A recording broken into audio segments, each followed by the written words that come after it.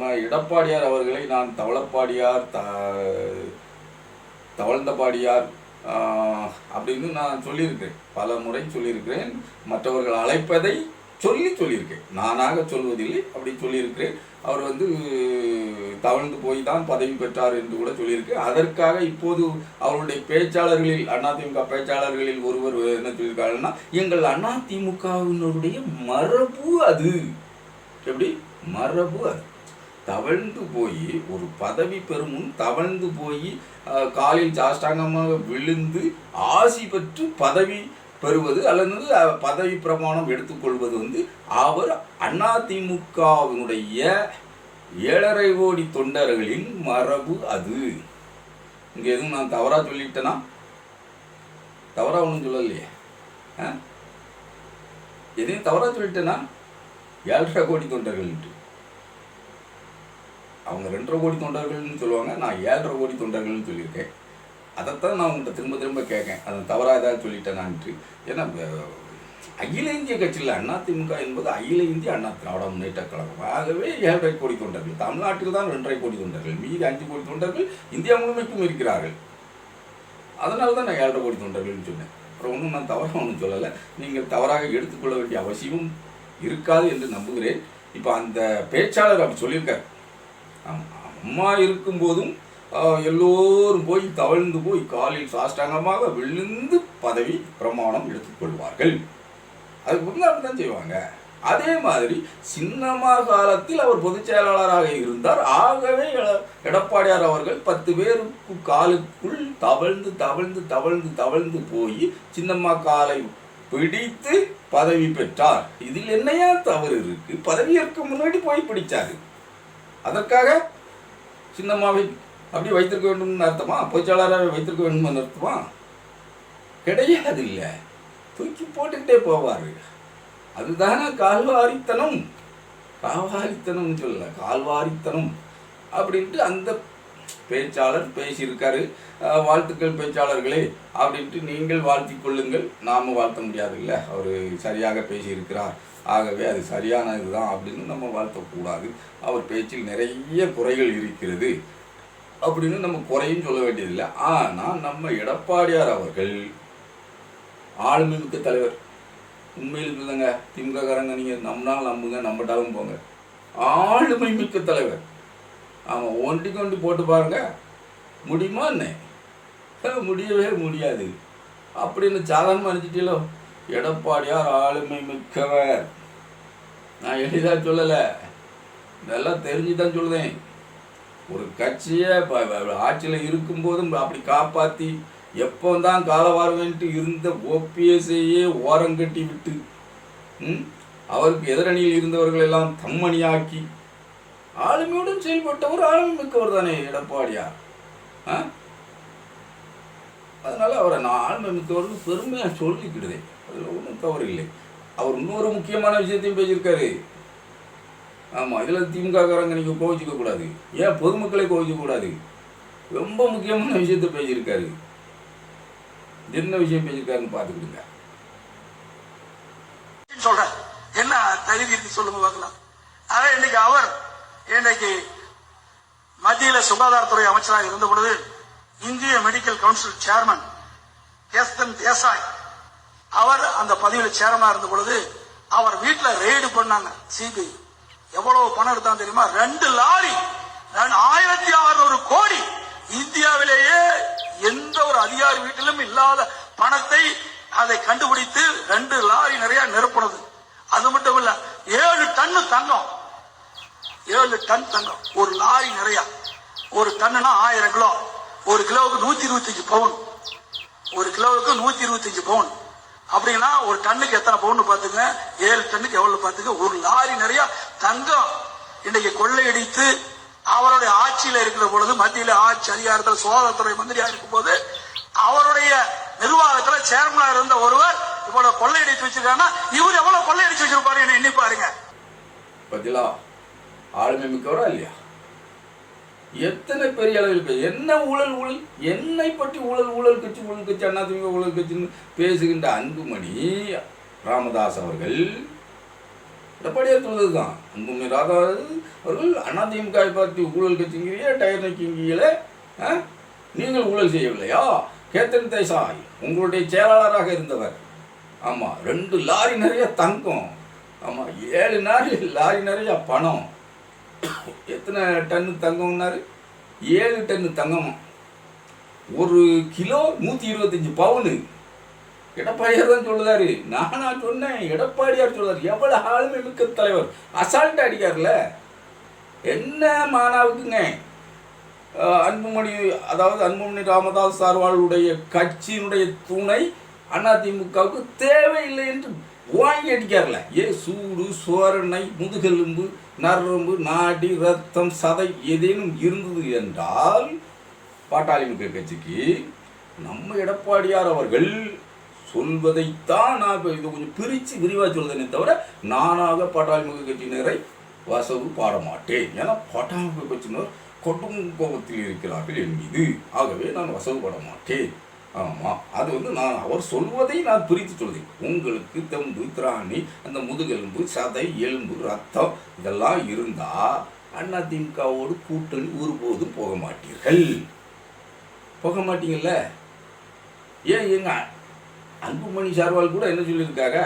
ராமதாஸ் சார்வால் ஏற்கனவே ஒருபோதும் 100% கூட்டணி அதிமுகவோடு கூட்டணி கிடையாதுன்னு சொல்லியிருக்காரு.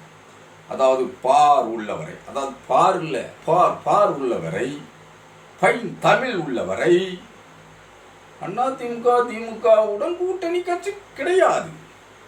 எங்க ராமதாஸ் சார்வால் சொன்னது, எங்க அன்புமணி சார்வால் அவளும் சொல்லியிருக்காங்க. எப்படி சொல்லியிருக்காங்க? 100க்கு 101% சொல்லுதேன். அவள் 200% சொன்னார். பார் உள்ளவரை, தமிழ் உள்ளவரை, நீர் உள்ளவரை, நிலம் உள்ளவரை, அது உள்ளவரை, இது உள்ளவரையும் கூட்டணி கிடையாது என்று எங்கள் ராமதாஸ் சார்வால் சொல்லியிருக்கார். இப்போதான் பாட்டாளி கட்சி நண்பர்கள் நினைப்பாங்க, நமக்கு சூடு இருக்கிறதா, சுரணை இருக்கிறதா, இரத்தத்தில் நாளங்கள் இருக்கிறதா? இரத்த நாளங்கள், அதாவது நாளத்தில் தான் ரத்தம் இருக்கும், ரத்தத்தில் நாளங்கள்ன்றாரு, நாளங்களில் தான் ரத்தம் இருக்கிறதா என்று பார்த்து கொண்டிருக்கிறார்கள் என்று நினைக்கிறேன். அரசியலில் இதெல்லாம் ஜகஜம்பாப்பா, நீ என்னப்பா இதையெல்லாம் பேசிக்கொண்டிருக்கிறாய் சிறுபிள்ளைத்தனமாக அப்படின்னு நீங்கள் பேசுவது எனக்கு கேட்கிறது. எத்தனை ஆணித்தரமாக எங்கள் அன்புமணி சார்வாலை எடப்பாடி சார்வால், ஆளுமை மிக்க எடப்பாடி சார்வால், அவர் கேத்தன் தேசாயிட்டே, அதாவது இவர் ஒன்றியத்தில் சுகாதாரத்துறை அமைச்சராக இருக்கும்போது, எங்கள் அன்புமணி சார்வால் ஒன்றியத்தில் சுகாதாரத்துறை அமைச்சராக இருக்கும்போது அவருடைய செயலாளர் இந்த மருத்துவக் கல்லூரிகள் வழங்கிய வாரத்தில் அப்படி பணத்தை ஈட்டி 7 லாரி பணமும் 2 லாரி தங்கமும் 1 கிலோ 125 பவுனு, 1 டன்னுன்னா எத்தனை பவுனுன்னு பார்த்துக்கிடுங்க தங்கம். அப்போ எத்தனை ஆயிரம் குடும்பங்கள் நகை இது போட்டு கல்யாணம் பண்ணி கொடுத்துக்கலாம் பார்த்துக்கிடுங்க. 7 டன் தங்கம் பிடிபட்டிருக்கு கேத்தன் தேசாய் வீட்டில். அப்போ அன்புமணி சார்வால் எவ்வளவு வச்சிருப்பாங்க அப்படின்னு கேள்வி எழுப்பதாக எங்கள் ஆளுமை மிக்க எடப்பாடி சார்வால், அன்புமணி சார்வால் இந்த விஷயத்தில் என்ன சொல்லுதாங்கன்னா பாருங்க. திமுகவோடும் 100% கிடையாது, 101% கூட்டணி கிடையாது கிடையாது கிடையாது. வருகின்ற நாடாளுமன்ற தேர்தலிலும், அதற்கு பிறகு வருகின்ற சட்டமன்ற தேர்தலிலும், அதற்கு பிறகு வருகின்ற அத்துணை தேர்தலிலும் இந்த திராவிட கட்சிகளுடன் ஒரு பொழுதும் கூட்டணி கிடையாது. பாட்டாளி மக்கள் கட்சி தலைமையிலே நாங்கள் கூட்டணி ஏற்படுத்துவோம் என்று நாங்கள் சொல்லியிருக்கின்றோம். இங்கே திராவிட கட்சிகளுக்கு மாற்றாக பாட்டாளி மக்கள் கட்சி வரும், நிச்சயமாக வரும். ஏனென்றால் ஒருபோதும் கூட்டணி கிடையாது. இது கூட அதிமுக கூட 101% சொல்றாரு கூட்டணி கிடையாது. அப்புறம் என்ன இதுக்கு சார் நீங்க கூட்டணி வச்சிய? அது முடிஞ்சு போன கதப்பா. இனிமே கூட்டணி கிடையாதுங்களா? இல்ல பழசு தானே சார் அவர்வாள், நீங்க பேசியது பழசு தானே, அதை ஏன் நான் போட்டு காட்டுறேன் அப்படி கேட்கலாம். பேசியது உலா வருது, என் நெஞ்சமெல்லாம் துடிக்குதே. ரத்தம்லாம் சூடுது. நீங்க பேசிட்டு எப்படி இந்த கூட்டணி அவர்களோடு போகலாம்? உங்களுக்கு இந்த பிஜேபி நீங்க ராஜ்யசபா எம்பியா இருந்து கூட உங்களை அமைச்சர் ஆக்கல, அந்த பிஜேபி கூட கூட்டணி வைக்க முடியுமா? வைக்கலாமா? கூடாது இல்ல. அதே மாதிரி நீங்க எந்த கட்சியோட கூட்டணி வைக்க மாட்டேன்ட்டு அப்படி ஈரமா பேசினீங்களோ, அப்படி ஈரம் இல்லாம பேசினீங்களோ, அந்த கட்சியோட கூட்டணி வைக்க போகலாமா? கூட்டணி பேர் நடத்துதீங்களே, மயிலாடுதுறை வேண்டும்னு கேட்கல. ஏன் அவங்க நிக்க போறேன்னு சொன்னாங்க, நீங்க வேணும்னு கேட்கிய. இருக்கட்டும் அன்புமணி சவால். நாம் என்ன பேசிக்கிறோம்னா, இப்படி விடாக்கண்ணனும் கொடாக்கண்ணனுமா பேசிட்டு நம்ம கூட்டணி வச்சோம்னா நம்ம தொண்டர்கள் உணர்வு பூர்வமாக வேலை செய்வாங்களா?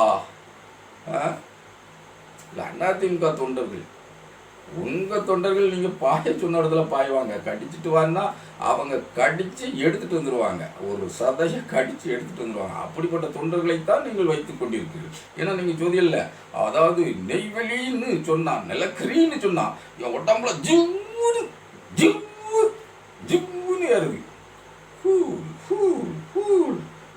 என்ன நானே ஃபூல் பண்ணிக்கிறேன் அப்படின்னு அன்புமணி சார்வல் சொல்லுவேன்.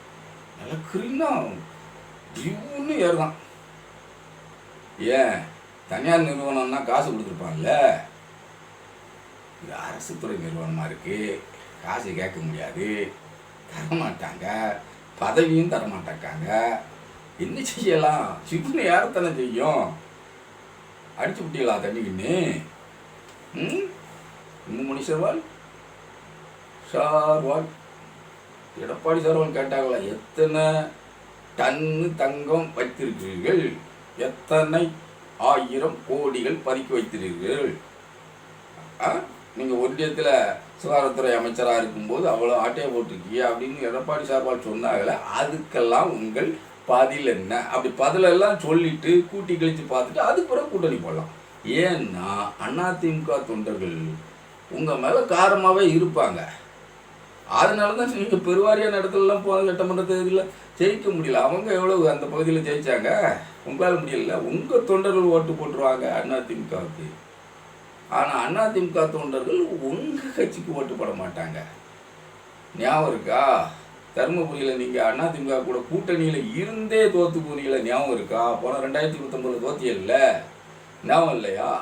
அதிமுக போட மாட்டாங்க. நீங்கள் அவ்வளோ கடுத்தமாக அவங்கள பேசியிருக்கீங்க. அப்போ உங்கள் கூட்டணி தர்மத்தை மறுபரிசீலனை பண்ணணுமா பண்ணண்டாமா?